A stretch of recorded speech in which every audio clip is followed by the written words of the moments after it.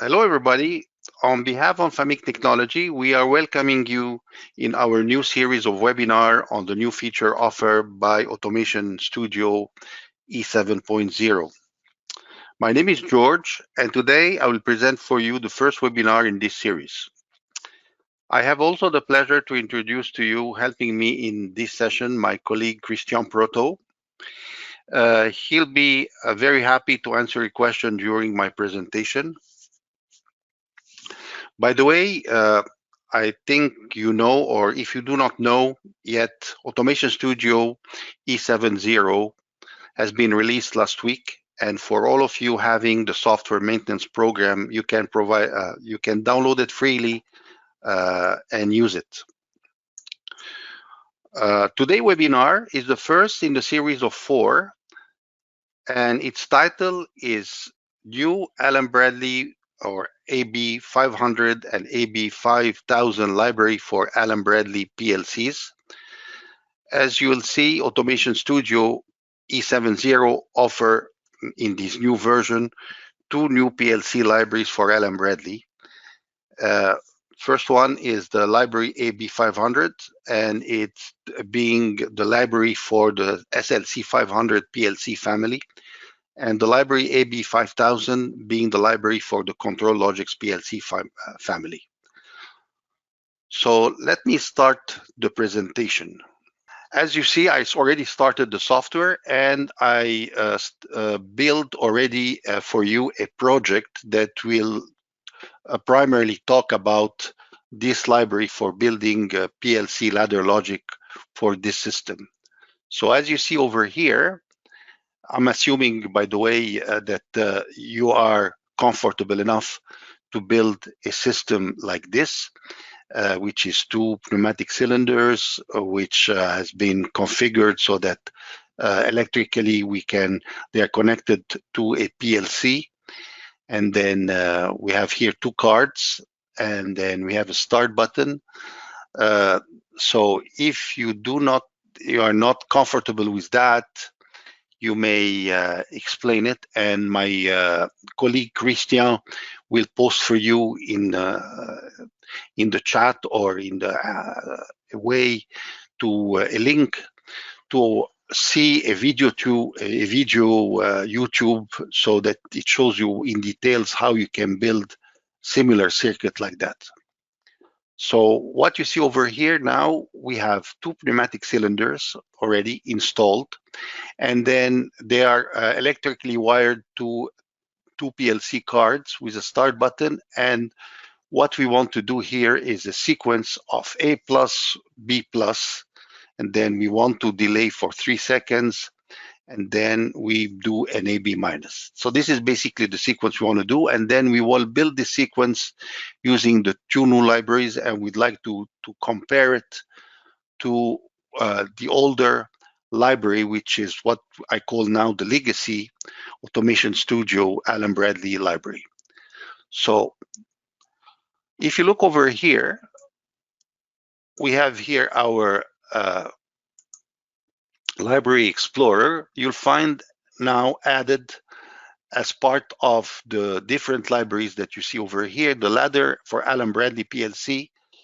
The new version of Automation Studio give you the ladder for Allen Bradley PLC, which is the older library, we'll call it the legacy one, and 2 extra library, the ladder for Allen Bradley 500 PLC and ladder for Allen Bradley 5000 PLC. So to be able to find the difference between these libraries, I will start first by building the ladder diagram for this specific example using the older library. So as you know, as you did it before, I hope several times, I open the library, and then very simple here, I can drag a rung to my project here. Let's say I'm gonna just move up a little bit this section here to get some space.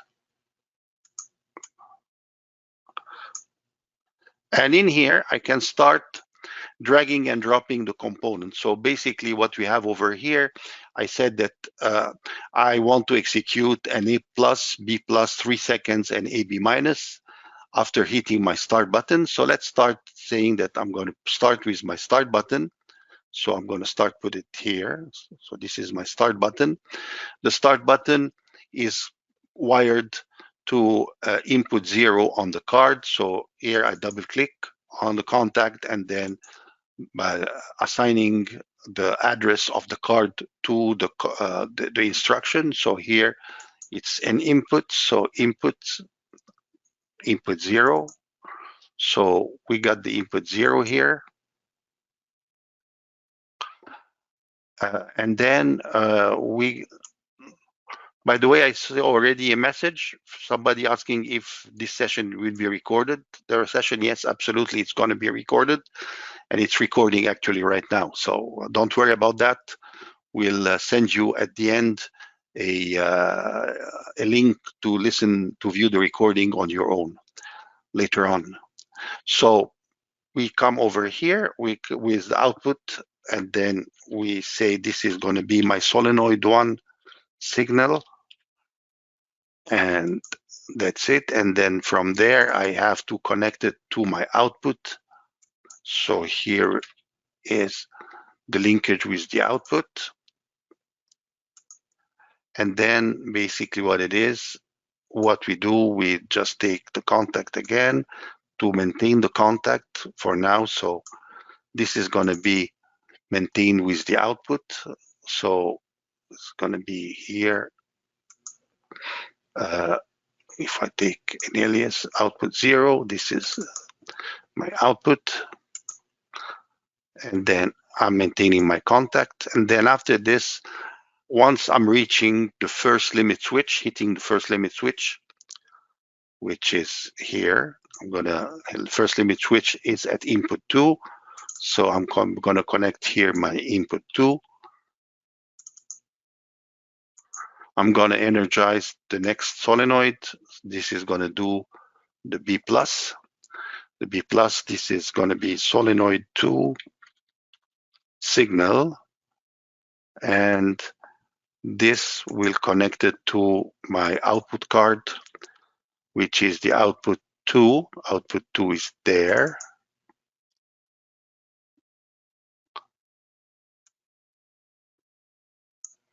And from there, what we're going to do, we're going to wait until it hits the next limit switch. So the next limit switch is connected to input 4. So here we're going to connect to input 4.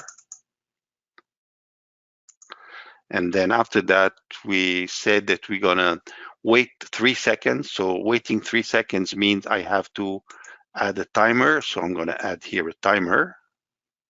So once I'm reaching the solenoid, the limit switch 2, I'm going to start timing 3 seconds, and timing here, I'm going to, in the data, it's one already, the time base is 1 second. So I'm going to use a preset of 3 seconds. And then after this, I'll wait until it times out. And then after this, I want to do AB minus. That means I want to cut the signal going on the 2 solenoids, solenoid 1 and solenoid 2. So I'm going to need here a contact. I'm going to use the done bit. So I'm going to put this one here. And then I need to connect to the done bit. So the done bit, I will just like say done here. So this is the done bit of the timer. I'm going to use it here. And the same one, I can make a copy and bring it over here. And that's it. So no, I think this is not connected. So let me put it back, and then now it's connected. Yeah, okay. So now this is my ladder. Let's try and test it and see how it's going to work. So if I go into simulation mode and push here, then 1, 2, 3, and back. So this is how we used to do it with the older, or the legacy Allen Bradley library. Now notice over here, once we built this library, I used all these contacts, or all, we were using the tying to the variable, we were using Automation Studio variables to do this logic. And then as you see over here, to make this ladder similar to the way it's displayed in a typical Allen Bradley PLC, we had to work out a little bit on each one of these, play around with the data and change the way we display the addresses. So we made it with the older library generic enough so that it can adapt to several kind of PLCs in the way that we want to display the address. And in Allen Bradley, for example, input usually it's I, then you put the address of the cards, and then which is 0, and then slash, and the bit address is the 0, 1, or 2, depending on which one that you're picking. So the format here is not following that, and then we had to work it out. So this was something that we had to work on it, and then also in the done bit, the format also is not following the format of Allen Bradley. So we had to work it out or get around it to display it in the right way. Now that was okay, and it was serving the educationally and educational wise, it was good enough to demonstrate to students how to build the ladder and the concept. But if you want really to show them a true PLC Allen Bradley, it wasn't there yet. So we had to work it out because we got comments from a lot of people, and that's why we came up with these two new libraries, the new libraries of Allen Bradley, which is the Allen Bradley 500 and 5000. So what I'm going to do now, the same exercise over here, I'm going to start building with the new library, and let's start with the Allen Bradley 500, which is the Allen Bradley that treats with the SLC500 series. Now, what we're going to do over here, I'm going to start again my exercise. I'm going to load again. I'm going to load again my first example. And let's redo this exercise with the new library, Allen Bradley 500. As I said that in the older library, we were using Automation Studio variable to use and simulate the register inside of the PLC, and that was working, but was not really simulating a true PLC environment. So to simulate a true PLC environment with the new library, we had to introduce a new document, a new diagram, which is we have here. If you open here at the home ribbon, you have to open a new diagram called the ladder diagram. And in here, what you see, we have already, with the version that you're having on hand, 3 types of PLC that you can build. So LS Electric, this is an old PLC that it existed since version 6.4. And we added Allen Bradley 500 and 5000 in this new version. So first of all, since we're going to be building with Allen Bradley 500, or the Allen Bradley 500, I have to create a document. I have to generate one. So it opened for me a new diagram, the Allen Bradley 500. It's a new sheet here. And let's put them side by side so I can just work with my exercise here. Let me zoom all my components here, and then look over here. So the first thing in any automation exercise, what it comes to your mind immediately, you come and drag the power rail. So the power rail, you can, once you open the library, it's put at the root, because this is very common. And then we have very common instructions, which are using a lot in any ladder diagram, which is the examine on, and then the output energize, OTE, and the TON. But you may find all the others under the different category. We've got here the bits, the timer, the counter. You see over here, let me see if this is the maximum I can show. Now we see here the compare math, move. We got an extensive instruction set that you can use in your programming. So let's start with the basics now with the power rail. Now, the other things, as I say, that this diagram simulates a true PLC. You'll see it right away that we added here in the ribbon. There is a new ribbon that will show as soon as you select this diagram, and it's the ladder ribbon. In the ladder ribbon, this is a new ribbon. And then you'll see over here a button that we'll use a lot while we're doing the PLC programming. It's called the PLC Configurator. Once I load this, it's a new dialog. And the new dialog over here, it's a Allen Bradley 500. This is my type of dialog I want to open because it has to work with this ladder. So it has to be a 500. So you see over here 3 folders that got added. We got input, output, monitor, register, and routine. Now to show you that it's true PLC, now look, if I select the monitor, remember whenever you open a PLC and you work in a real PLC environment, you see over here the different registers that can be addressed for this PLC, several areas. For example, for the SLC500, we got the O area for outputs, inputs area. This is the system area where you got the system bits used for diagnostics and used while you're doing programming.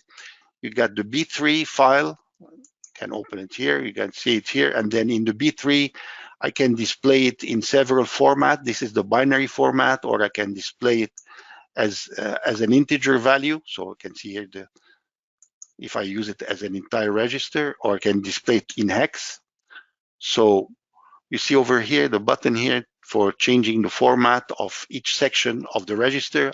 I got my timer area, which you see T4, and we have up to 255 timer we can use in the program. Got C5. You got the R6. This is for special instructions like file moving and stuff like this, and sequencers. It takes this structure to build. N7. This is the integer file, so I can display it in, and then also the float. So really, what you see over here, it's PLC registers and not Automation Studio variables that you can. Like we used to do before. So we have a PLC. Whenever you open a sheet like this, you have a PLC at the back, an SLC500 that you can program. Now let's move to this part here and start building our program. Now I'll explain for you the others. For example, okay, let's do this right away here. So the register folder, this tells you what are the registers that are now created or present in the PLC. So whenever I open a sheet, a brand new sheet or a brand new program, you see that by default, I have this system register, which are basically, we picked the one that are very common and that you can use in your program. So you see over here, I have the carry register, the first pass, this one, the S115 for all SLC500 family. This is the first pass. You can use it just to do initialization whenever you start your program. And then this is forces, index register, so on, the overflow, the sign, the zero, and then these are system register, and they are all created by default. Now, as soon as I'm going to start create register, we're going to find that this list here increases. So this folder show me the register that are used and created in my program. Now let's start our program over here. Okay, sorry, routines. Routines, I'll show them for you later on when I show complex examples, which I will show you at the end. So let's build our exercise over here. So first thing, whenever you get an exercise like this in automation, you start building your data table. And data table here, what you try to do in a typical program, you try to say each hardware device will be addressed to which card, to which address in the card. So we do this part over here. So input, output, and to start adding each individual device into the program, I have to add it over here with this button, add input and output. So I add here. So once I add over here, I got a window and it showed me over here all the different devices that are within my Automation Studio projects. And then for me, I'm interested in the input cards. Let's start with the input. So if I put here I for in the filter, here I have a filter where I can filter the variables. So I filtered this area by name to go to the input or so to the input area. So you see over here, I'm using input 0, 2, and 4. So I select input 0, I double click, and then 2, double click, I got input 2 and input 4. And then I have two outputs. So outputs, I put 0 or O over here, and I got my output here, and I'm using output 0 and output 2. So output 0 and output 2. So these are the devices that are going to be used in my program. And then over here, you see that it gives you, this is the name, the register in Automation Studio, sorry, the variable in Automation Studio, the location, and then the type, and the direction tells you that it's an input or an output. By the way, these cards, because they have been defined, the system automatically recognizes that it's an input or an output. So what I have to do, the next step is to assign a register address to where which will relate to this input card. And these are registers that are available in the memory of this PLC. So the first one, input 0, I know that's going to be in the input area. So it's the if I follow Allen Bradley syntax, is I colon 0.0, so 0.0/0. So this is the address of my start push button. So I'm going to start. If I want to be fast, like I'm going to just do a little bit lazy typing. So I'm just copying and pasting. And then after this one's going to be at 0.2, the card. And then this is going to be at slot 4 of the card. So now, very interesting here, and it's good to do at this level to start to document our program, to start giving documentation about what this point represents. So here, for example, this one, the register alias, I'm going to say that this is my start. I can say push button if I wish. And then this one is going to be my LS1, limit switch 1, and this limit switch 2. And in this area, this is the output. I have solenoid 1 and 2, so it will go on the O area of my PLC data table. So this is the address using Allen Bradley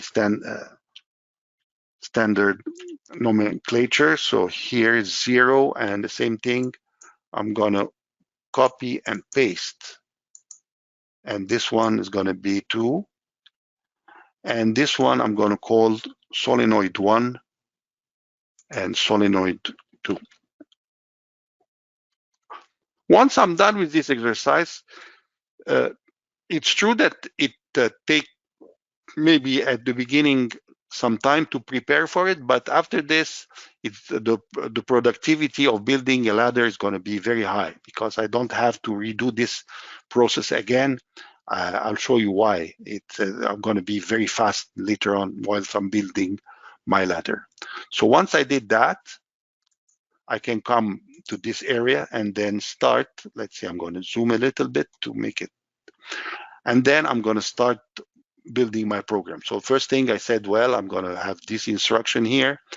So this one, as soon as I'm dragging my XIC instruction, it comes to me with this dialog. And in here, what I see in this window, I see in the bottom part, it gives me, first of all, it showed me all the registers that have been added in the PLC.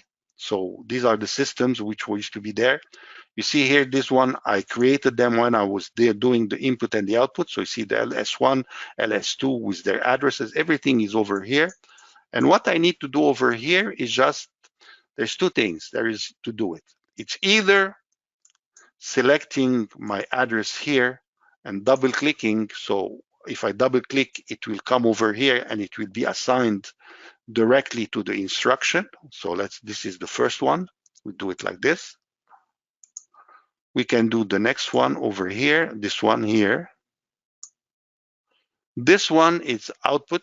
Now the output, I already added it as solenoid 1. In case, let's say if I come in here and let's say when I was building my ladder, I noticed that I had the solenoid 3, for example, let's say we had the solenoid 3 and I did not add in the previous step, I'm still having a chance to build it on the fly over here by using here, it showed me the format that I have to put over here. So here I can still enter the address for things that I identified before in the data table. So for example, it shows me the ranges. For example, for the output, it's a 0, what are the ranges that I can use for these addresses, so I can type it over here individually. I'll do that later on for the timer, but let's say this is, I'll show you this is a possibility. Or you can come over here, and this is really very handy. Instead of going and selecting from this list, if I come over here and just spell my alias. Here, put solenoid 1. I don't need to do much more than this. I do enter. It recognizes right away because solenoid 1 has been identified. It will fill in, completing everything for me. And this is what I said, that the productivity that I'm catching if I am doing the exercise of assigning the addresses and the aliases before doing my exercise. So it's going to make it much more faster in building the ladder. So I have solenoid 1, and then I can come over here. This one I can go on solenoid 1. This is the holding contact.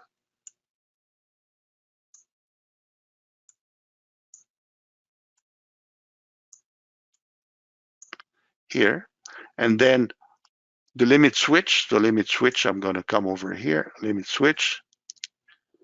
Notice over here too, I can, if the list get too big, and let's say I want to restrict it, I can put here LS. So if I put here LS, it showed me only the addresses which start with LS. So I'm having here limit switch 1. So I double click here. I selected my limit switch. And then from here, I'm going to go and connect to my, I'm going to put SO. So solenoid 2 here. And then waiting for my last limit switch here, limit switch 2. And here I'm going to need a timer. So I'm using here a timer. Now, once I open the timer dialog show you the dialog for setting the timer as you are doing with a true PLC. So you see over here, I did not assign the timer yet. The timer is not assigned. So if I want to follow the right syntax, if I come over here, shows me that I can use timer T4 from T4 0 to T4 255.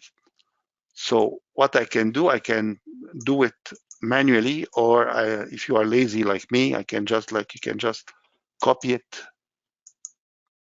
and then you put it here and paste it here. That's what it takes. And then here I'm going to call this one delay timer. Give it an alias here. And I add it, and then here I'm having the 3 time basis. I'm going to use in seconds, so I need the 3-second preset. I push enter, and that's it. Now I'm done with this part. Now I need the signal to this is going to give me the 3-second. To do the AB minus, I need the done bit of this timer to kill the contacts on these 2 outputs. So here I'm going to take it. I don't find it at the root, so I'm going to come to the bits branch here. I'm going to take XIO. I'm going to bring it over the ladder here. And then from there, what I can do, I know that it's the dumb bit. So I can just over here, you see it over here already, T40 done. Just take it. So it's there, and that's it.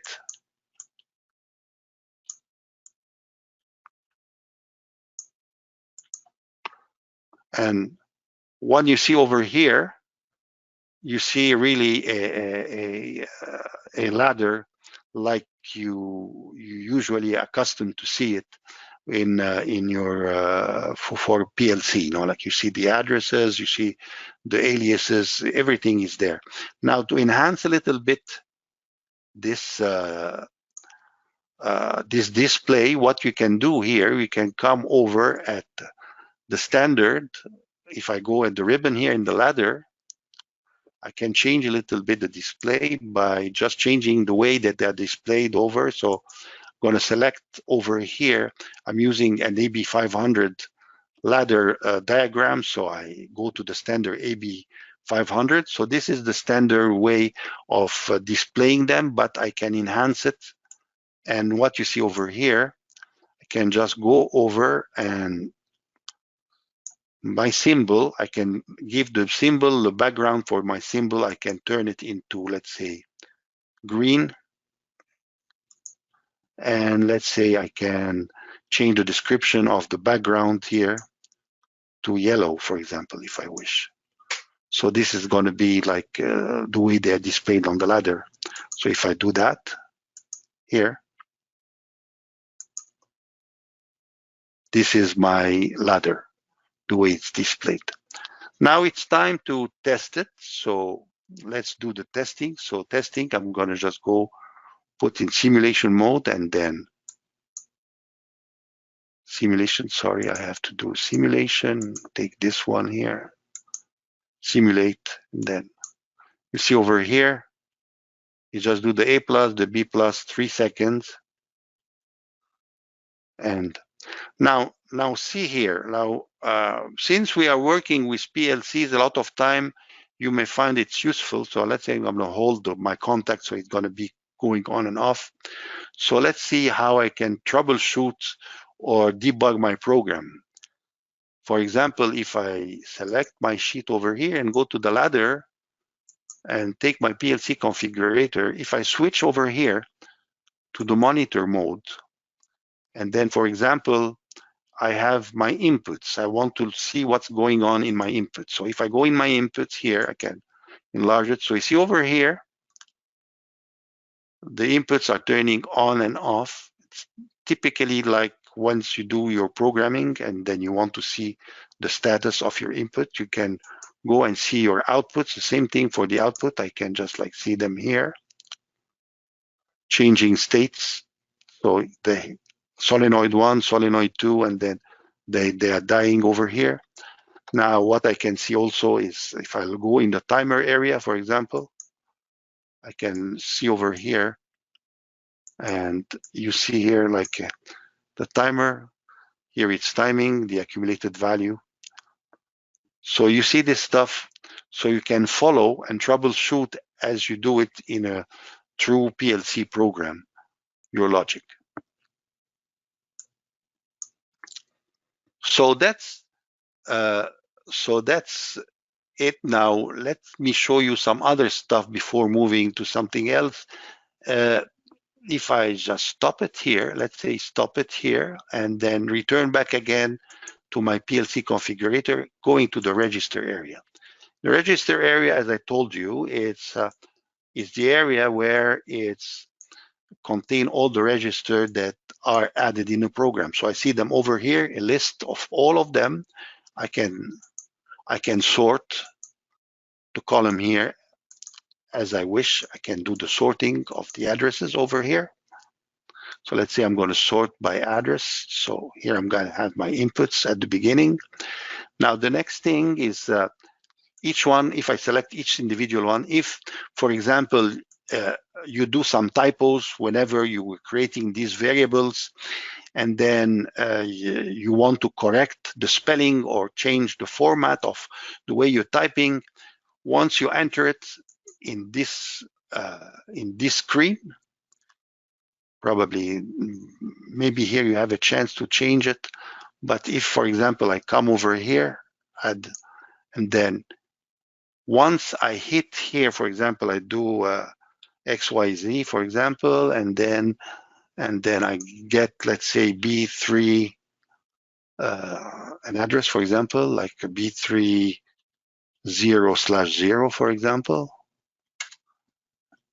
If I do it here now, and then I decide that this is not the right spelling, I won't be able to change it over here, because here it's just like a pointer to get the register, so I cannot do the correction over here. So in order to do my correction, the place to do it, it's done over here in the register area. It's there, so I select it here. So here I can change this one, for example, and put it in capital underscore, and then I'm going to say that 1, 2, 3, for example. This is so here I can do the correction in this area. So that's one of the usage of this folder to do correction, to see the register. And also one very important is also to see a cross-reference for this addresses. So if I come over here, for example, and let's say I select my output here and then click on this button. You see here, if I click on this button here, it shows me at the bottom pane here where this address is used in my program. So if I select here where is the OTE instruction is, it showed me right away in the ladder where it is. So I can see where this address has been used in my program. If I move to the next one, so you see over here, I can just like go over and select this is my timer, and then I can follow here my program and point directly to the areas where this address has been used. Now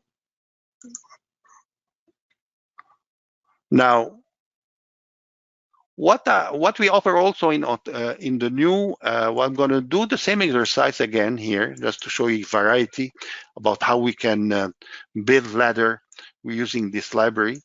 I'm going to do the same exercise over here, but instead of using, for example, you decide instead of I want to use this older style cards, I'm going to use here a true PLC. I want to put here an Allen Bradley PLC.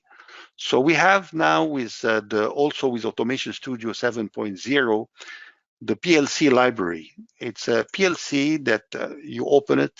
So you open it, you go at the top here with the at the top of the Library Explorer, and then you open the library, you select it over here, and then you're going to find it listed under, it's called PLC. So if I select PLC, it's already opened here.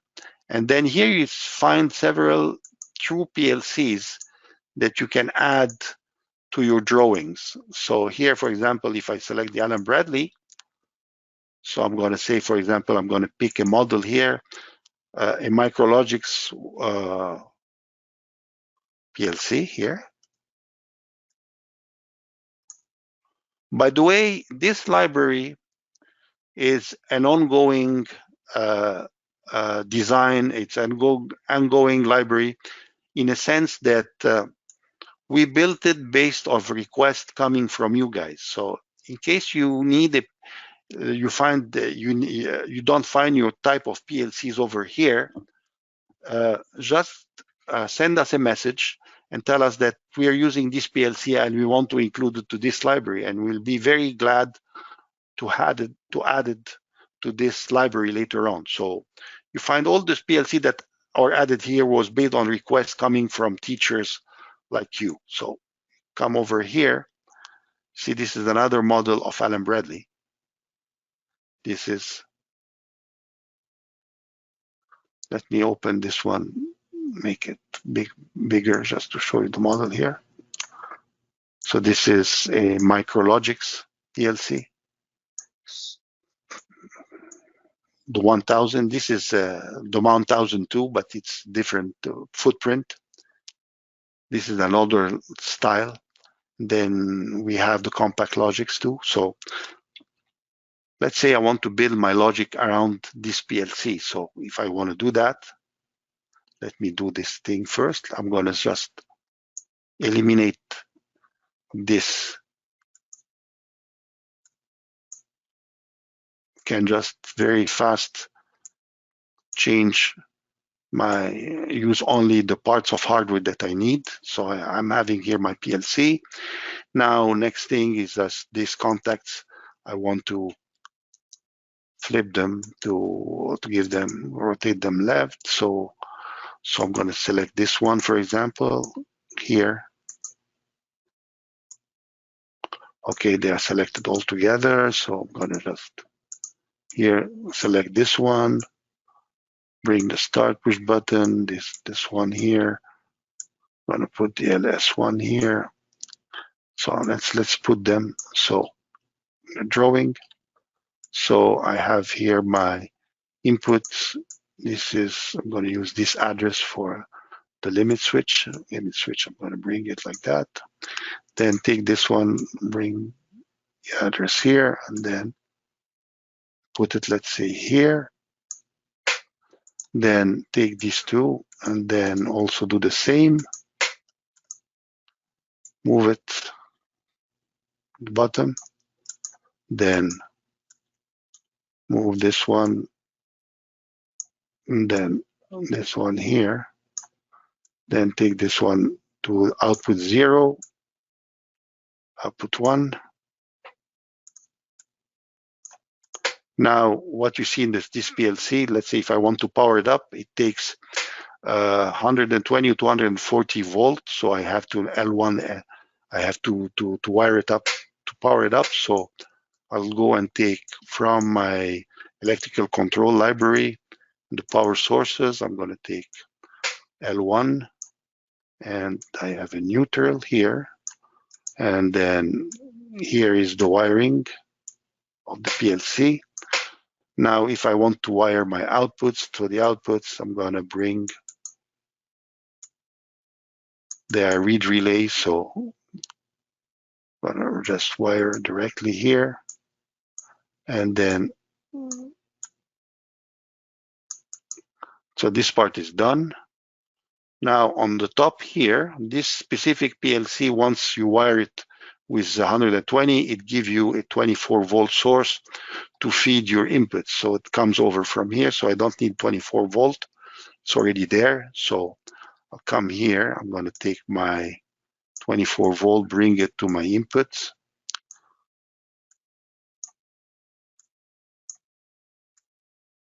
And then this is my common. You see in this PLC, I have two banks of inputs with separate common. So I have to bring the common over here. So this is the wiring I did for the PLC. So this is my exercise here. Then I can just like shrink it a bit to fit it back again over here. And then the next thing, because I changed my addresses over here, I have a different PLC, I have to come over in this area and say that this bit will be addressed to which new addresses in Automation Studio. So I have to redo this a part over here. So this part here, I'll open this input output, and then I'll take out what I did. If I select this button, I can just eliminate the configuration I did over here and redo it again by adding the new addresses. So here, if I add my addresses, so you find that also the same thing. If I start with my inputs, these are the inputs that they're over here. So I see over, if I go in my drawing, I'm using 0, 2, and 4 for the inputs, and 0 and 1 for the output. So I'm going to just do it right away. So for the inputs, I'm select 0, 2, and 4. So I added here 0, 2, and 4. And for my output, I'm using output 0 and 1. So I added here the addresses. Now I don't need to do this part, because the register already existing. So what I have to do, I have to address them properly. So for input 0, which is this one, has the start button. So the start button is here. So you see, I go and this list here, and the address is already defined over here. If I double click, it's already added. Now input 2 and 4 are limit switch 1 and 2. So this one is limit switch 1. Then this one is limit switch 2. And this one is going to be solenoid 1. And this address is going to be solenoid 2. Now the next thing over here, because it's a library component that we added, we have to define exactly this one. It's an output. So we have here to define that it's not an input, it's an output. And it's an output. And that's it. We're done. The logic is already there. Now I'm going to just zoom all my components. Let me take this part out and then go into simulation mode and run it. So once I'm running it over here, so here it is. Yeah, so here, I push the button. So you see over here, you have the PLC executing. It's like a real PLC. See, everything is over here taken care of for my input and my output. You see the powering on the LED, the display, everything is like a true PLC. So you see over, like I switched, I converted my project once I had my ladder program over here. The only thing I had to do is just reassigning the addresses on my PLC register with what they relate in the Automation Studio project, and away you go. Now, another variation of this same program, just like this is actually if I'm using a library, sometime in your case, you may start like this. You may have an exercise, instead of having wiring done already, you put just the pneumatic drawing, and then we don't have this part. And then you come to this part, and then you want to explain in your class, for example, an A plus B plus 3-second AB minus sequence, and you don't want to go to the hassle of continuing doing the wiring with PLC with the details of the contacts and the cards and stuff like this. You want to only concentrate on doing the ladder logic that will relate to it. So this we can still do. And to do it, what we have to do is just create what I call it an interface between Automation Studio and the PLC. And then by interface, I mean I have to define variables in Automation Studio that I relate to these devices. And then after this, we'll do it right away. So for example, I do this here. So in the variable assignment here, I have to assign it to an Automation Studio variable that I'm going to be using in and relate to my register over here. So here I can, in the variable assignment, if I double click on the components here that I want to start assigning to internal variable in Automation Studio, I select my component, go to variable assignment, and since these variables are not defined yet, I can just define them here at the top by adding this variable to the project. So here I'm using, and then I suggest that you use some syntax to discriminate between input and output. And my own way of defining input and output in an exercise like this is prefixing my input by I underscore and then give the name of the register. So here it's I underscore LS1 here. Now I'm going to just keep on, because I have to do it for everything here in my drawing, ILS2. And then I have two solenoid valve. So O, solenoid 1.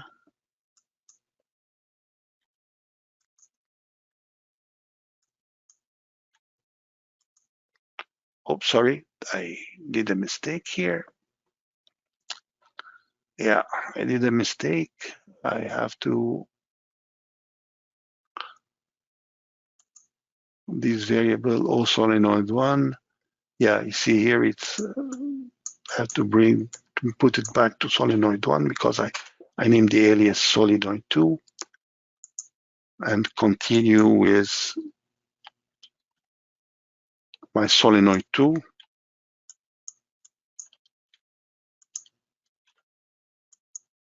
Here you go.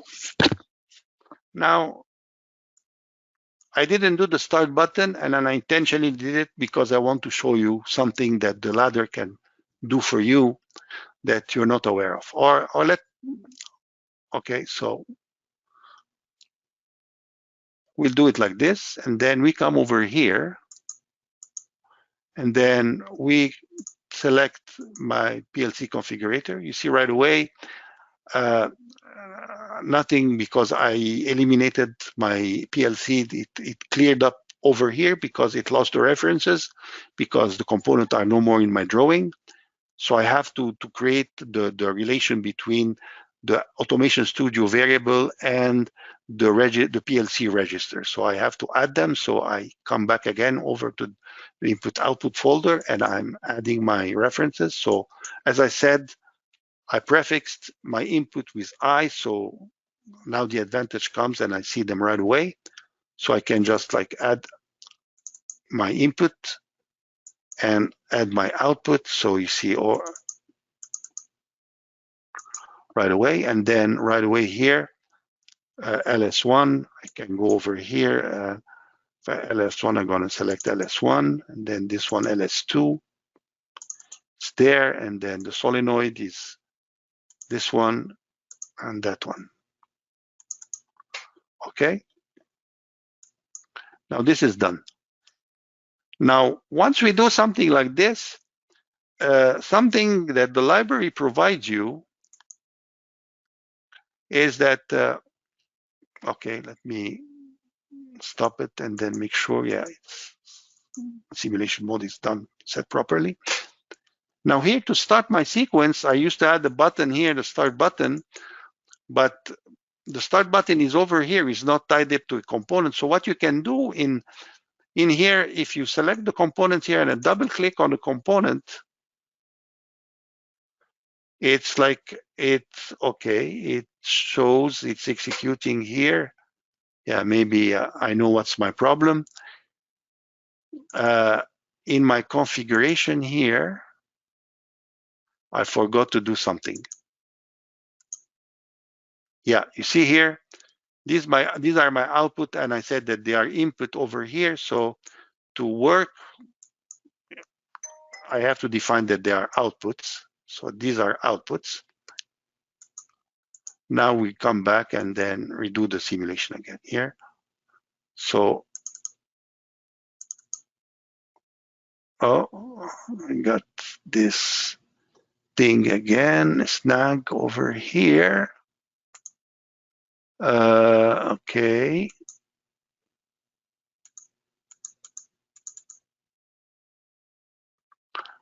Yeah, maybe I have to go to my, and this is my monitor here, and then go to the output area, come over here and force it to 0. If I do 0 here, then yeah, I'm having here a little configuration problem. I had it working before. It always happened like this in demonstrations. Okay, where it is, I can show you the exercise over here.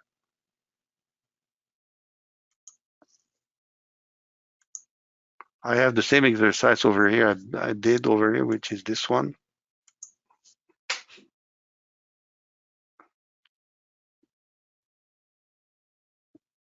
So it's the same exercise. So here I went, oh, yeah, I know what's a problem. Excuse me. So it is my error. Let me, okay. Well, I already raised the program. The error here is that my variable, I did not assign it to the devices. I should have assigned my addresses to, so it's actually, it was like this. I can reproduce here very fast what was my error. I have to take off the links over here. The links over here.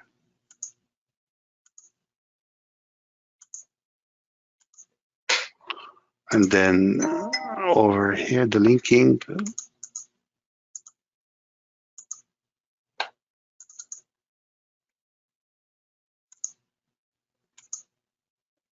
Yeah. So my problem is that once I created the variables while I was, like I told you, I come over here and then I create the variable individually, and we went through the process of identifying the input and the outputs. The next step was to assign this variable and assign them to the real devices. So for example, LS1, I should have done over here input and then assigned the variable to the device. So here 1, and then this one is going to be LS2 here, and then for my solenoids, I use an output O solenoid 1. So this is solenoid 1. So I select solenoid 1 and do O solenoid 1. So the variable are assigned to the devices over here, or attached to the devices. So here solenoid 2.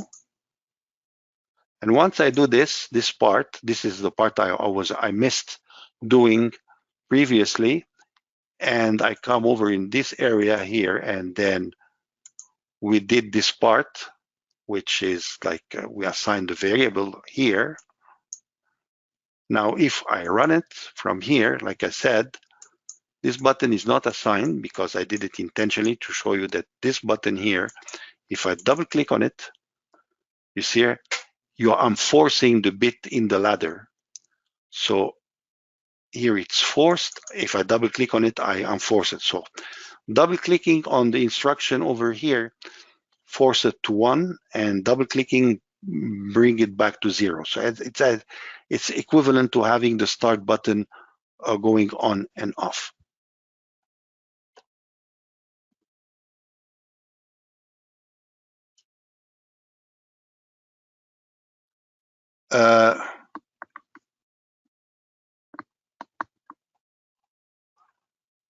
I see some people, I'm having audio problem. While are you still having the audio problem? Can you raise hand, or everything is solved? Okay. Well, I'm assuming that it's working on your side. Okay.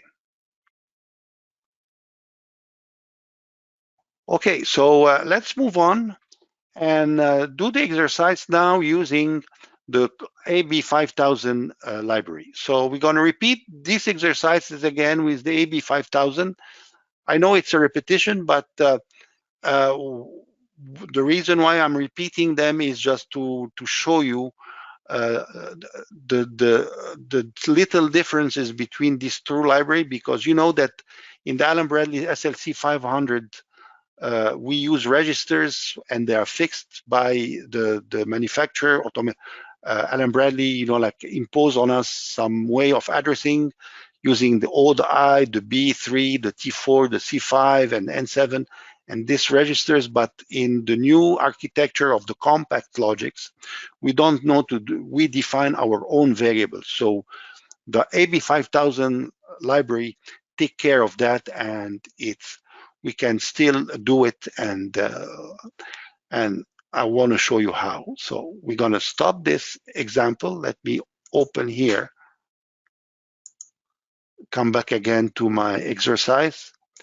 Here I started over here. So this is my initial exercise, and as I said in the initial exercise, because we're going to be working with the new library, we have to create a new kind of diagram, and this type we're going to create a ladder diagram of type AB5000, not AB500, AB5000. So AB5 here, we created this. Now let me put them side by side. So here it is. So side by side, I come over here. As I said, that in any PLC program, you start, first thing that you think in your head, you point, well, I point to the library, which is basically Allen Bradley 5000. This is an AB5000 diagram. And first thing what you do is just drag on your power rail. This is your first reflex. Now, as I said, a better reflex is that immediately after doing that, you start creating your data table or building your data table. And to build it, you go in the ladder folder, you select the PLC configurator, same thing, like the structure looks very similar to the other one, but we're going to have this dialog, like say, once I'm going to go in, open the PLC configurator, I remember that I have to select here in this area the right type of PLC I'm using, the right type of library. So this is Allen Bradley 5000. So the dialog over here looks similar to the Allen Bradley 500, but I'm missing the register area, because registers or the monitor area is not, I do not monitor register anymore. I have variables. So here we don't have it because we can monitor variable directly. So I have the input, the outputs, and then the routine part, I'm going to show it to you later on. So in the input output, let's start by defining the relation or building the data table for this specific PLC. So as I said, we know that in this PLC, I'm using the addresses on 0, 2, and 4 on the input, and 0 and 2 on the output. So I have to add these devices to my PLC logic. So I add here the devices. I click on the plus button over here, and they're shown over here. So here I'm going to start with my inputs. And in the input, it's 1, 2, and 4. So 1, 2, double click, and 4. And in the output area, it's 0 and 2. So 0 and 2. So 0 and 2. Okay. Now, once I'm doing, I did this part, comes to part where I have to define my variable. By the way, before defining my variable, like I said, if I go into the folder of variables, you see over here the variables that are already existing in the PLC, and these are the system flags typical with any complex logic PLC. And then we include over here the one that are very frequently used with the first scan, the 0 flag, the carry. And this is really because I did not create any register. These are the ones that are created by default. So now let's start coming over here again, and then let's define them. Now, in this part, let's say the same thing. I cleared up over here my filter to show you here. This area show you the register that are existing. So here I'm going to add them one by one. So here I add the register, and because in the compact logic the registers are not like I define them. It's really a variable where I have to define. I don't need an alias because the way I define my variable, the variable name is its own alias at the same time. So that's why, you know, like I'm creating here variable click, and then it's a Boolean type. So I create here for input 0. This is my start push button.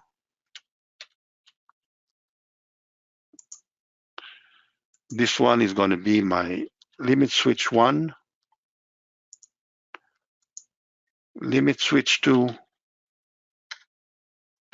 This one is output 0. It's solenoid 1 and solenoid 2. So you see right away, I define this variable. The variable, as I define them over here, they are over there. And as the same thing as I said, if you decide that this is not the right nomenclature, or you did a typo or something, if you want to do any modification, you have to come back over here and do the correction over here in this window, in this folder. So once we have this done, I can come over here, same thing, Allen Bradley 5000. At the root, I found the most frequently used instruction to use in the PLC program. So I'm going to start here. This is my start button. Now over here, like I said, I can click at the bottom here. It shows you all the registers that are in the program or in the PLC. I can select them one by one, or I can filter by using here a filter, start. This is my start push button. Double click, it's come over here right away. Now I need, I'll go here right away to start. I'm going to energize solenoid 1. So solenoid 1, I can just type solenoid 1 and that's it. And then come here, and then I'm going to need, again, a holding contact for solenoid 1. And here,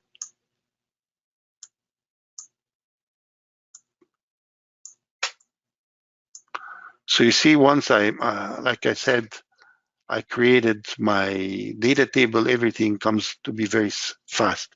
Here, this is my limit switch 1. It will energize my solenoid 2.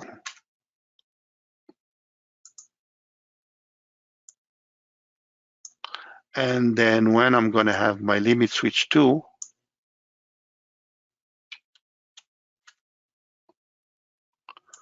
I'm going to start a timer. So I'm going to select a timer here. Now the dialog of the timer, I create a timer because timer is not created yet. Now if I want to see, you see that the syntax here, if I go on a help, it tells me I have to declare a variable of type timer. So this is, so I do it here. And it's up to me to name it the way I want. So So I'm going to call it delay timer. We put delay timer. And then ControlLogix, there is no time base. All the time, the times are expressed in milliseconds. So I have to come over here and define it. So I can, it's going to be 3 seconds, 3000 milliseconds. So I did this part, and this is my program. Now I have to do the 3-second delay and then shut the signal on solenoid 1 and 2. So I'm going to use the done bit of the timer. So I come over here, select the bit from the bit folder here, and then select and examine here. And then from there, my timer is called delay timer. So if I put here delay timer, it's over here. And then you see over here, you know, like it's compressed. Show it to me in a compressed form. Now here, I see all the bits coming into definition of this timer. So I need the done bit. So I select the done bit here, double click, it's there. And from here, I can just like copy this instruction and put it here.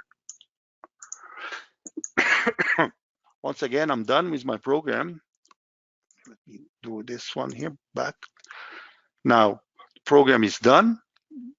Now I'm gonna do here, zoom all my components. So this is my system. Now I'm gonna go simulation, gonna make sure that, yeah, the simulation pace is right. Okay, I'm gonna just start it. So it's here. Now I put it under my button. So the logic execute here, and then, and you see it executing, and that's it. Now let me do it again. If I just close this one over here. Now, if I go over in my ladder and open it here, now if I want to monitor the variables, you see over here, now I monitor them with this folder. So you see here, this is my timer. So you see over here, it's so I can monitor here the status of my diagram variable by variable, and I can watch it over here with this window and do my debugging of my program in case I want to do it. Okay. Now, once again, you know, like as I said, we can just rebuild this exercise for a PLC instead of using these devices. So I can here take them out. I want to do it fast now this time, a bit faster. So I'm going can take out these components and then come again to my PLC library.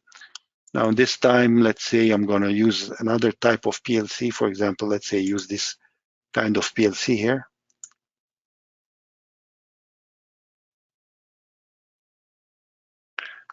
Here it is. I used another type. Still a MicroLogic 1000, but a different footprint. So I'm going to come over here. These are my instructions. These are my inputs. I'm going to rotate them to the left and then come over here. Pick them, okay. Yeah, come one by one.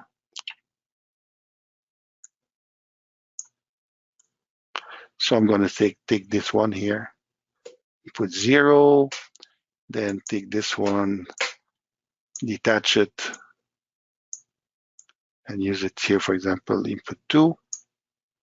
And this one, so you're going to put it here, input 4. And then these are my solenoid. Bring over here, rotate left, and then I'm going to take the first one.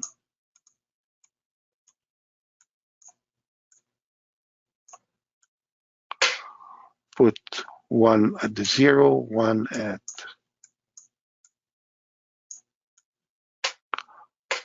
the 2 here, for example, here. Now let's do some wiring. So you see here in this one, DC in, it needs 24 volt for the power supply. So I come back over to my control library here. I take 24 volt.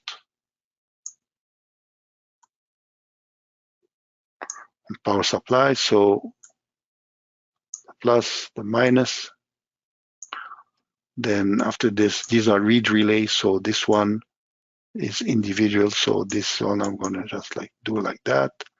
And this one is the common is here. So bring it and then connect my solenoids. So this part is done. Now on the input side, same thing. So the input's gonna be like, I'm gonna take my input from the 24 volt directly from there. Then gonna connect my card. Now you see over here the same thing. The common I have to bring to the 0 voltage here.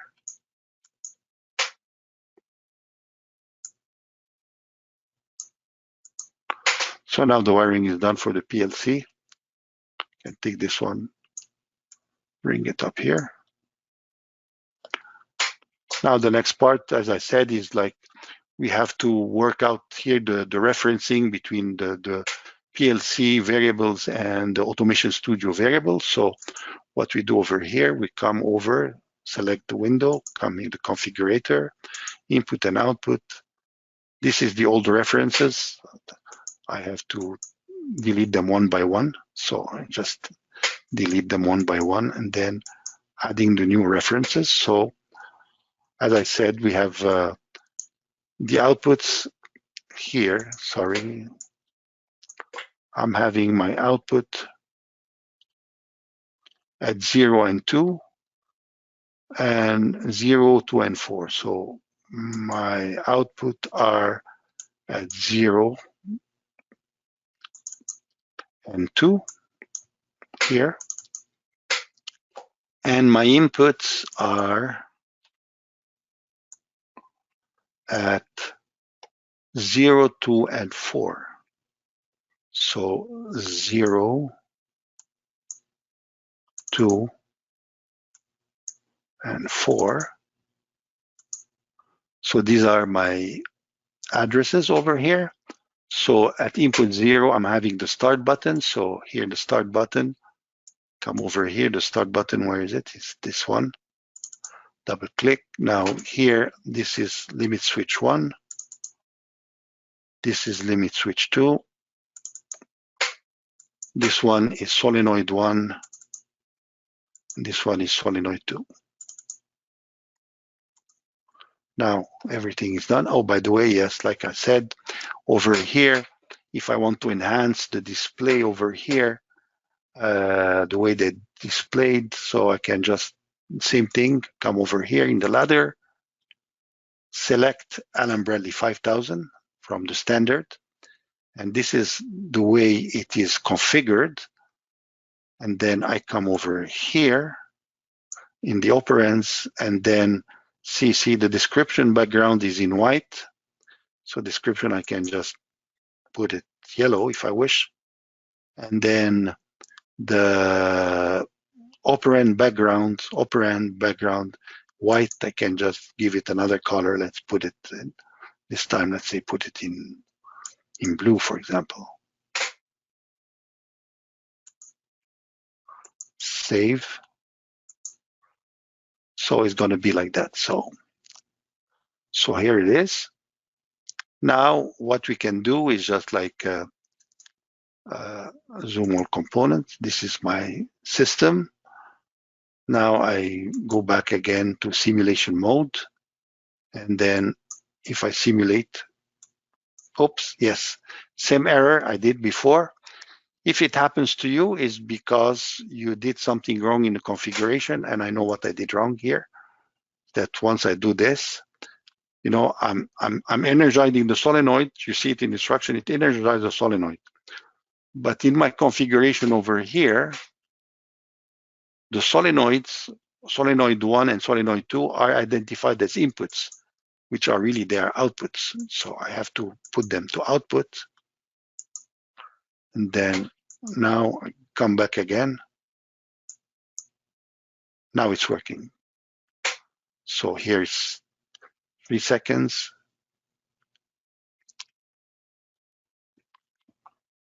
So that's it for this one.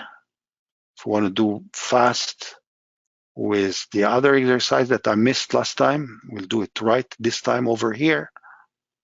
So last time, you know, like I told you that if in case I want to do the same exercise but without having any electrical hardware, so if I can take this hardware here, I have to create an interface between Automation Studio and the PLC. So the interface I created with variables. So I come over here, and in each one of these devices, I have to give it an Automation Studio variable to use with the PLC. So here, as I said, I define my input. I define them by starting with input and underscore. This is my way of defining the inputs, and then start giving them names. So LS1,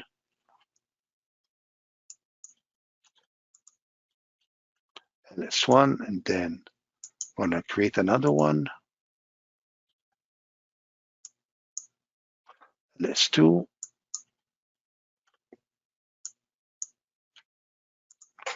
and then I need 2 solenoids. So solenoids are outputs. So output solenoid 1 and solenoid 2.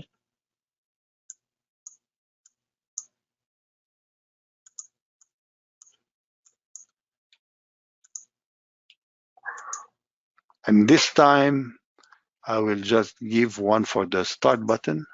And then here I'm going to start.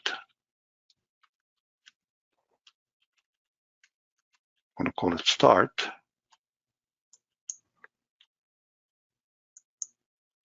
Here.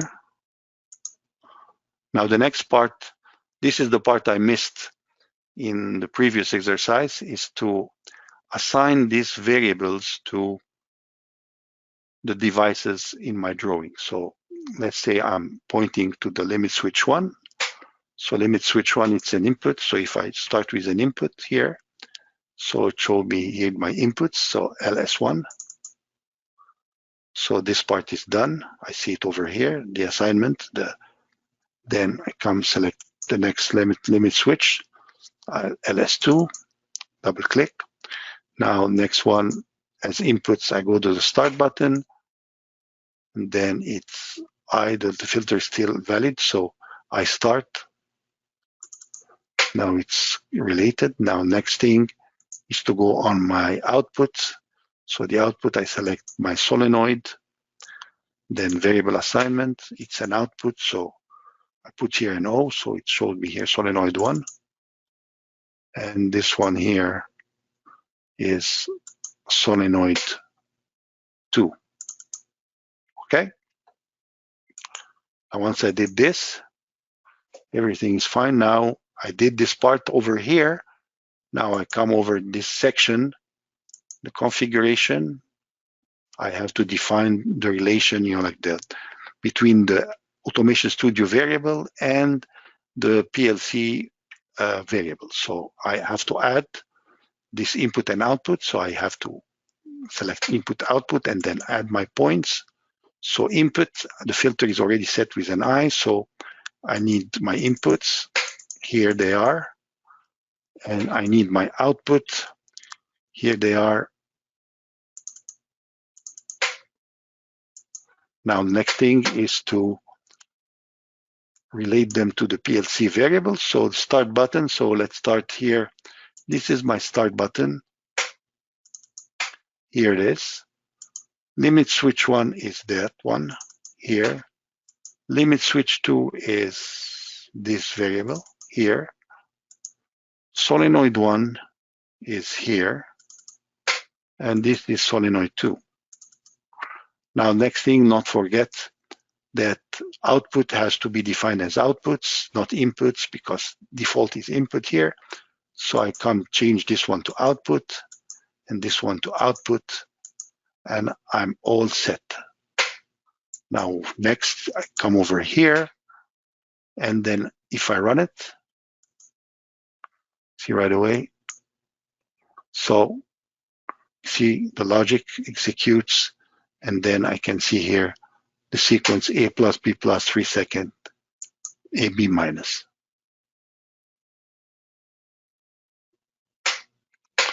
Okay. So that's basically 90% of your interactions to do when you build and convert. You won't be able, what I showed you over here showed you at least 90% of your intervention when you are dealing by building ladder diagrams using the AB500 or AB5000 PLC. There is other interactions and other configurations that are very specific. I think that I'll let you first start with these and then get yourself familiarized with it. And then once you're comfortable with that, we can go to a more advanced feature, which we may cover in other webinars. But for now, I think I'm going to leave you with this to show you how you can build ladder diagram this way. Now, the next section between now and the end, what I'm going to show you, other examples that was built with library and comparison that I'm going to show you that right away. For example, in this example, I'm going to show you here differences of, for example, comparing the older library, which is the legacy library, with the new library, and then to show you the improvement, why it's more beneficial for you to start thinking and using this library and not stick with the other library. I really recommend for you to convert all the previous stuff. I know it's a hell of a job, but it's for you maybe, but it's really beneficial that you switch to this new library and stop using the older one. I think from now on, use this and forget about the other one. This is basically my attitude. I'm doing it and I'm very happy by doing with the new library now. So for example, here, if I come over,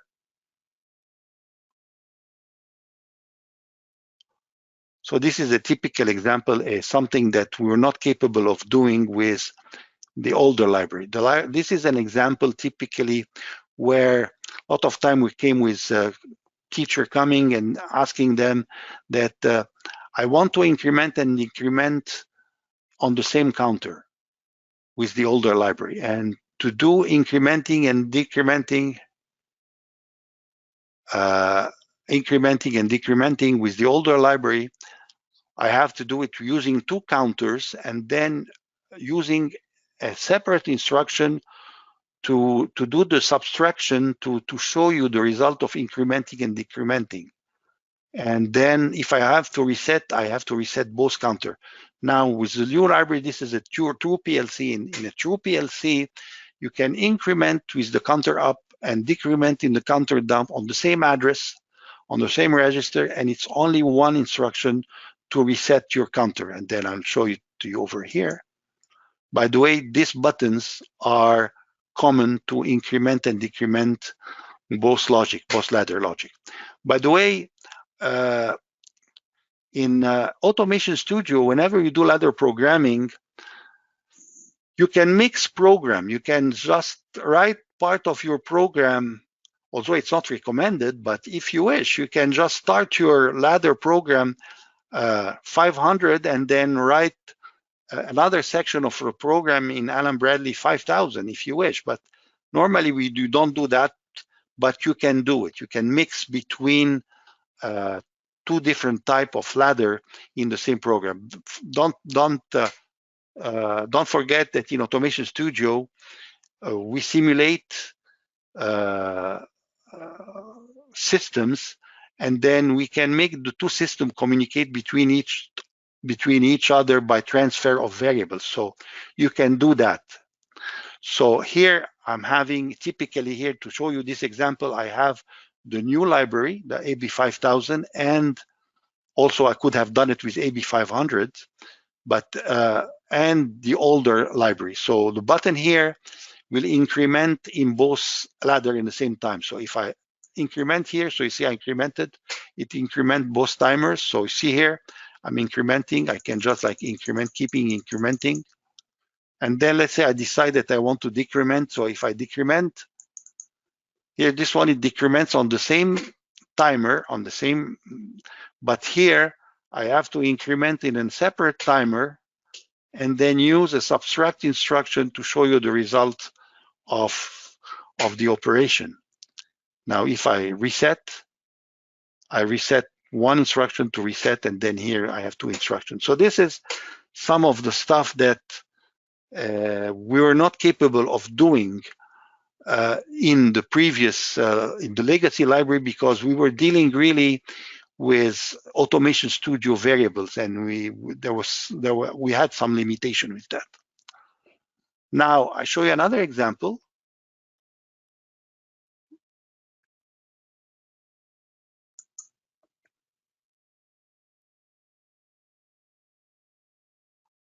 Well, Michelle, I saw you raised a lot of questions.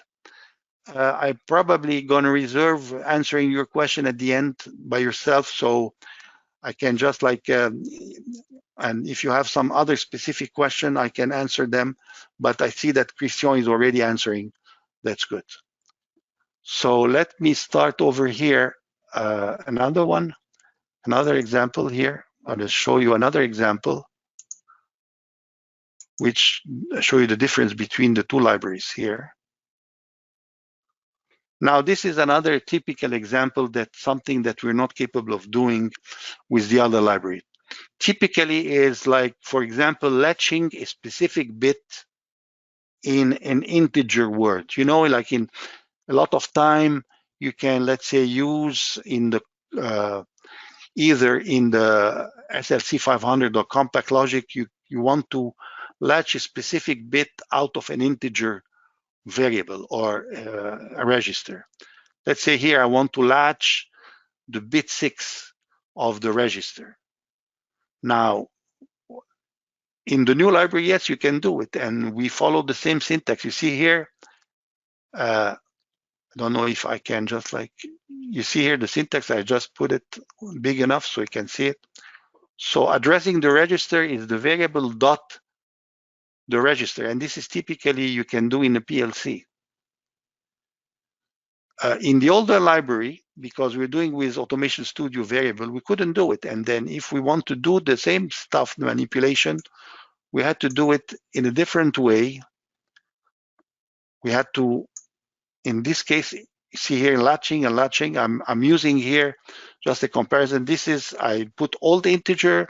This is an integer that we are latching its bit using the older ladder logic, and in the new integer, this is the same. It's still an integer variable, but we are latching the 6 bit in this integer with the new ladder library. You see here what's going to happen is that whenever I'm latching the bit here, older ladder, I have to go through a graph set, and then here in the graph set to latch the bit, I have to end the register or the register to physically mask it to be able to latch a specific bit in this register, and I had to pass through a graph set to do it. Here I do it right away with the latch unlatch instruction. So for example, if I do here a latch, let me run it here. So So for example, if I'm latching bit 6 here, so bit 6 makes the value of the register to 64. This is the integer variable. So you see here, to latch it, I did this in the older, so I had to go to the graph set, and it did it for me. Now in the instruction over here, I just like do it. So I latch the bit, and see the value, just one instruction, latching the bit. And here, just to show you that it's really latched, I just say that if the two registers are equal, I'm turning on the light. So this is just a confirmation that it got latched. So if I unlatch over here, I have to unlatch over here to make the register equal again. So you see this kind of stuff that we were not capable of doing with the older library, addressing individual bits, okay? Now, let me show you here a complex ladder diagram. This is our very small ladder diagram. I want to show you a real ladder diagram done with the new library to control virtual systems. And these are big exercises. So here I'm gonna load for you.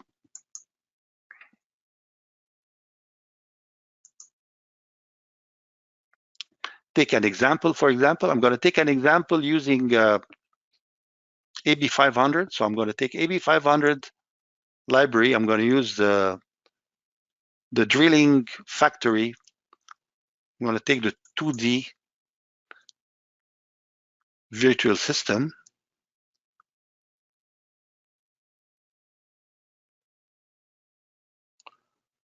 So you see over here, I'm having, this is one of our virtual system.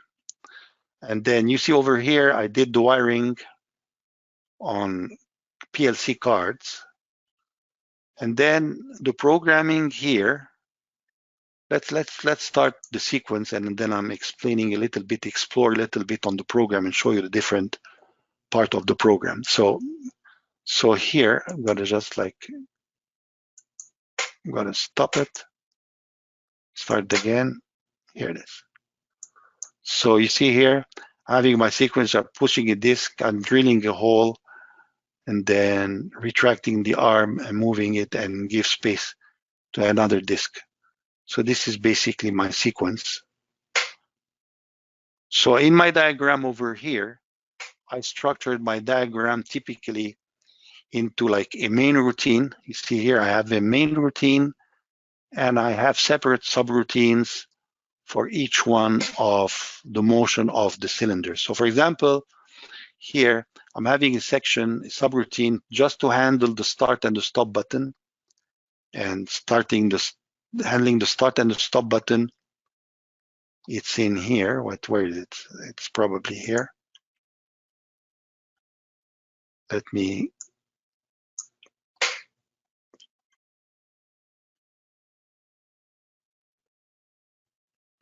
So you see here, this is the start and the stop button. It's a subroutine, then just handling only the start and the stop.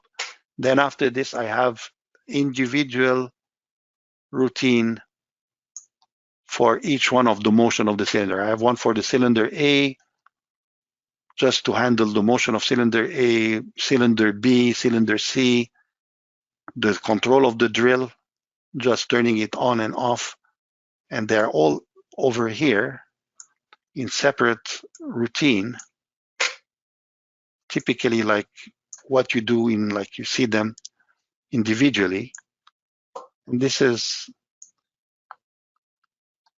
what I said, that, you know, like if we open here, let's say the diagram configurator, you see in the routine part, you see that each time that you're adding a routine, I can just like do something very fast over here, stop this one here. Let's say I come over here and this is my master routine. I have another section of the program I want to do. So here, let me see. Oh, by the way, I forgot to tell you, this is something that I forgot to tell you, show you, and it's very useful. For example, let's say I came over here and I discovered, for example, that I need to add an extra rung, for example. And then you're like, so I need to have a special, add an extra rung. So here, to add an extra rung, in the older routine ladder, you had to open it was a little bit awkward. So you had to, for example, select this. Where is, why it's not?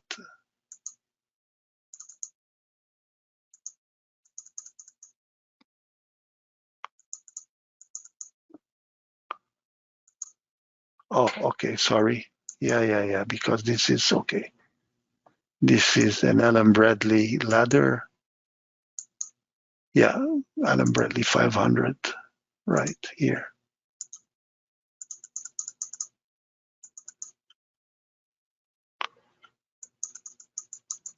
I don't know what's happening here. Maybe it's locked. Why I'm locked? I want to open. No, George, just your layer. Your layer is locked. Ah, okay. That's me, huh? It's me that did the. Yeah, okay. Yeah, you're right. Okay, sorry.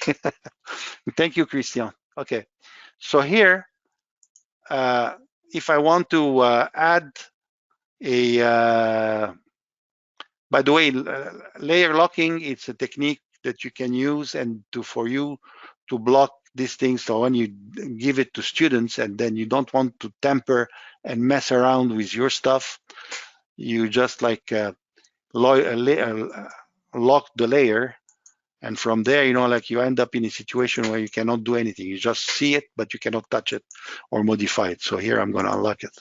So for example, it comes over here, and then you decide that you want to improve on the logic, or there is a bug, and then you want to add an extra line. So what you do is just open here the ladder, and then you have here in this one here. So you see here, I can just like create space without, and then moving things around. Very handy. And then let's say I can, as I insert rung, I can delete rung. Same thing, I can just like delete, then it will delete rungs over here. In the older library, to do something like this, you had to come over here and then like hold the switch button down and then look at the handle and then open it at this side here to disconnect, for example. Then you can move things around and then reconnect. So it was really a major improvement. I think it's something very interesting, and you do it a lot when you're doing ladder, and then you want to enhance it and you want to rearrange things in the ladder, moving things around. So you have the insert rung. Now it happens also that in your instruction you maybe the rungs or the first it was not large enough to add more instructions. So I can add columns. Same thing. Can add columns. Now what's happening here? Yeah, whenever you add columns, we may lose the connection, but you can rebuild it again. But it's very handy sometime if you want to do some workaround in your ladder. Now, what you notice over here that the insert rung is intelligent in a sense that if I want to insert rung at this routine, I don't have any space to move down. So what you're going to see over here is going to, like, if it happens to you and then it's not working, it's not because it's not working, it's because really you do not have space to move downward. So here, what I do here, like just to show you, I'm going to just restrain this a little bit here. Now I'm going to move it a little bit here. So if I come again and say insert rung, So you see it's working. So it's intelligent enough to discover, see here, once I'm reaching this level, I cannot insert anymore because it will end up going into the other routine, the other set of rungs. So this dimensioning tool is very handy handling your ladder. Now, something very fast, just to show you a subroutine here. Whenever you add a subroutine, for example, I'm at the 500, and I'm going to just like in the power rails, you add your subroutine. Okay, this is adding a subroutine. And then this is where it has the return already incorporated with it. And then it comes with a default name. This is a number, or it's subroutine 1.0. But once you add your subroutine, you can come over here in the configurator, and then you come in the subroutine that you added, subroutine 0, and then you can name it and customize it to whatever things you want. So this is like, let's say I have a cylinder C that is not in the system. So I'm going to call it cylinder C, for example. Oh, cylinder C exists. So you see, it verifies because it's already one called cylinder C. So I call it cylinder D.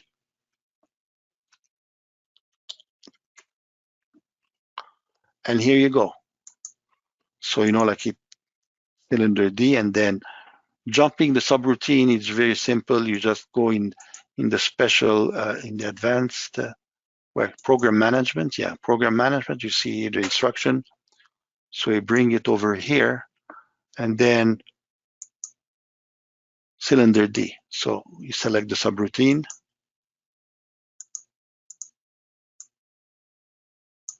And here you go. I added this extra part to the program, and then you can add your ladder over here.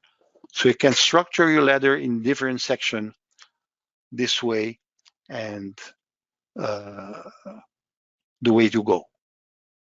Okay, so this is basically, you see here, I have, and also, I spread my ladder onto 2 different pages just for readability. By the way, you can name each section here. I didn't go over this part, but you can rename the ladder here and then make it, instead ladder 1, you can customize it and say that this is a specific part of the machine. For example, you can say this is considering, let's say, cylinder control section. Then if you do it like, okay, it doesn't take space, so I need here an underscore. So you see here, if I do something like this, you see over here in documentation, show you the cylinder control. And then, so you can put more than one ladder diagram into your drawing, and then set up your system for more complex systems this way. Now, I'm going to show you the next one, which is basically the same, but with a 3D system. And then I'm going to show it to you using the AB500 library.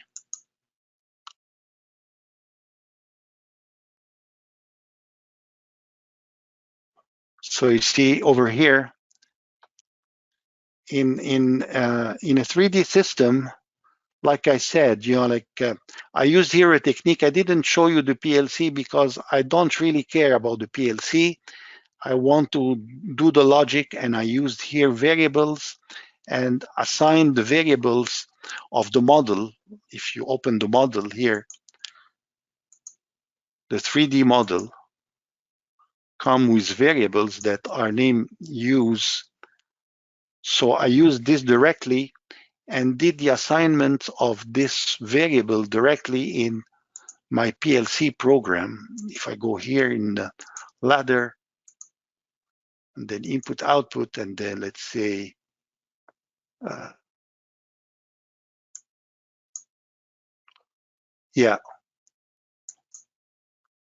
here another mode, you can, instead of creating the variable, creating a relation between PLC register and Automation Studio register, because in the AB5000 it recognizes variables, so I can use directly variable from Automation Studio, so I don't have to do this part and use it directly into my ladder.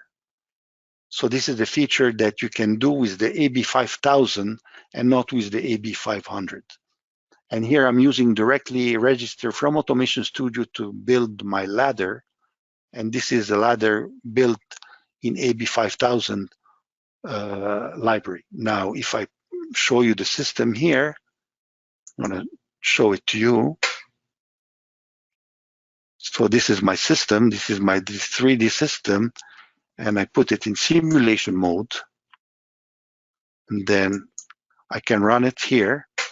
So you see here the sequence executing, and the sequence I'm looking over here is coming out of my PLC program that's running over here. You see here different sections, same thing. I structured it in several sections for each cylinder, and I can show you here the simulation for the system.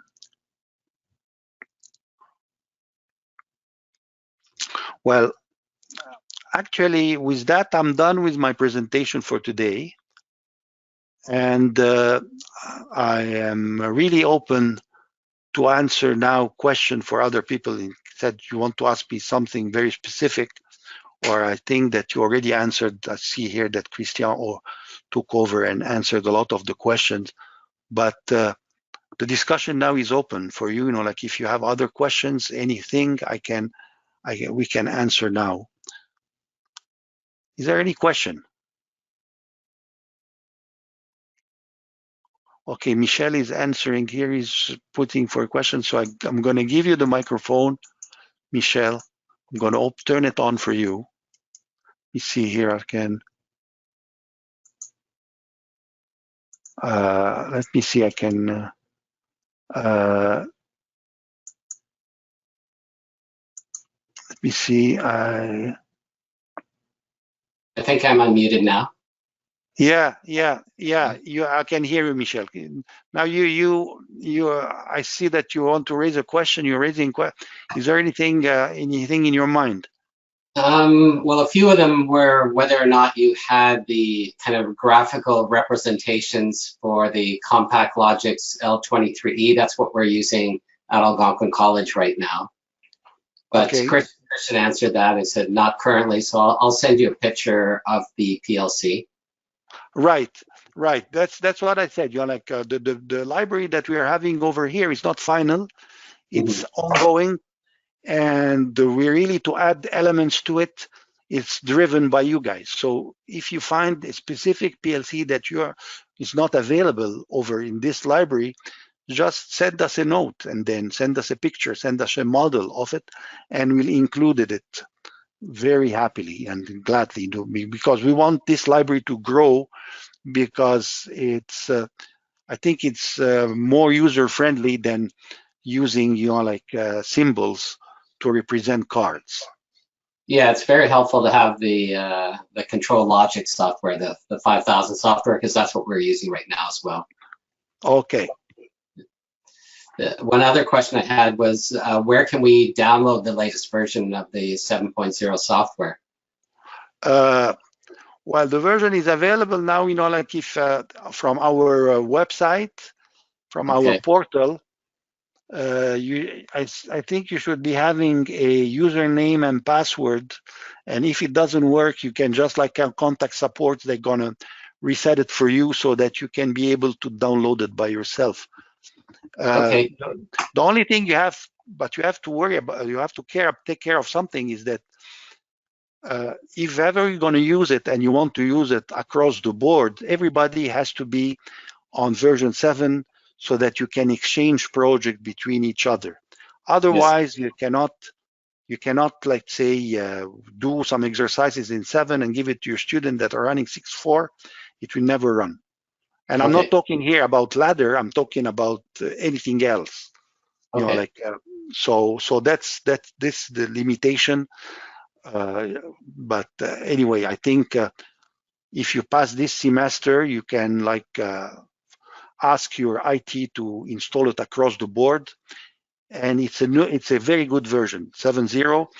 If you're going to follow our seminars, webinars, we have 3 more to come, and then we are dealing with other issues and other features very interesting for you as a teacher to know about and to use with this new version, 7.0.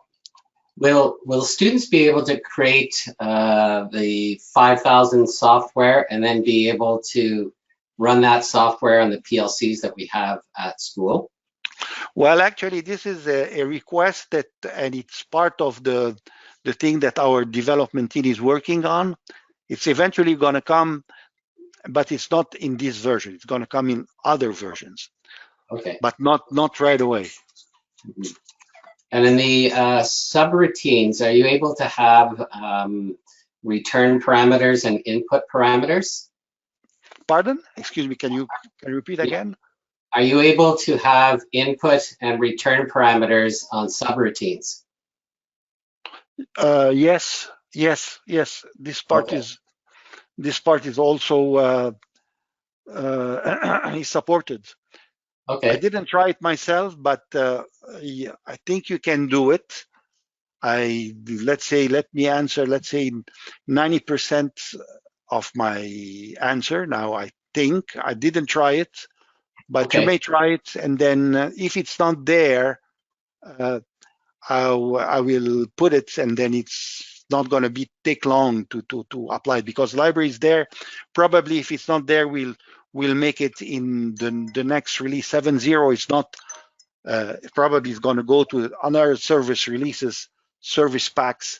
So it's going to be like coming on the next release of the 7.0 to complement stuff that maybe we noticed or you come up with on your comment with the AB500 or 5000 library.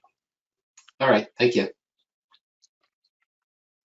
Okay, is that all, Michel? Yes, thank you. Okay, thank you very much. Great presentation, very helpful. Thank you very much. So is there any other question around? Okay, I see somebody else raising his hand, so let me pass the mic to, okay, there is Weil. Yeah, Weil. Let me give you the mic. Trying here, Weil. Hello. Yeah, Weil, okay. Thank you, George. It was very good presentation. It's helpful. And the same questions I was going to ask you about our PLC in Algonquin College, but Michel did it. Thank you. Later, for sure, if we have later on question when we try ourselves the system, yeah, we will have question if possible to have support. And thank you. As usual, we will have. Thank you very much, Weil. No problem. Okay, so there is also Ram. See here, can you have the mic now, Ram? Hello, how's everybody? Yes, Ram. Okay, great presentation. And just this was rather not a question, but anyways, Michel asked for software where to download it. I already downloaded this morning. Download the extracted version 7 64-bit. I download just a tool for 32-bit, but we are using 64-bit anyways, so I have it already downloaded. In order to install it later on, that's going to be our discussion, internal discussion, to go with version 7 now or later, because that will require a license manager upgrade. Yeah. Okay, just to let you know, guys, that in starting from version 6.4 SR3, which is the last version of S6.4, we don't have any restriction about like running 32 or 64-bit on your machine. Before, we used to ask you to check your Microsoft Office version to match the version of Automation Studio with the version of Automation Studio 32-bit or 64-bit, but at the last we had a lot of problems with Microsoft Database Engine, and so we moved away from the Microsoft Database Engine. We use now a different database engine, SQL, for our files, so you can now freely and without checking your system, using 32 or 64. Really, your limitation is your computer and the capability of your machine. So it's up to you and you decide. It's up to you to select which one that's going to work for you. Yep. Okay. Thank you. Okay. So that was for Ram. I'm assuming, Ram, that this was your question. You have a lot. Yes. Just if in a later date, if Michelle needs a copy, I already have it, so I can share that. Okay, no problem. Thank you very much. So, is there anyone else? Buddy wants to ask any questions? Any question to be raised over here? Okay. Well, thank you, everybody. For your time and coming over here to attend our webinar. We hope to see you next time, and thank you for your attendance. We'll see you later. Thank you very much.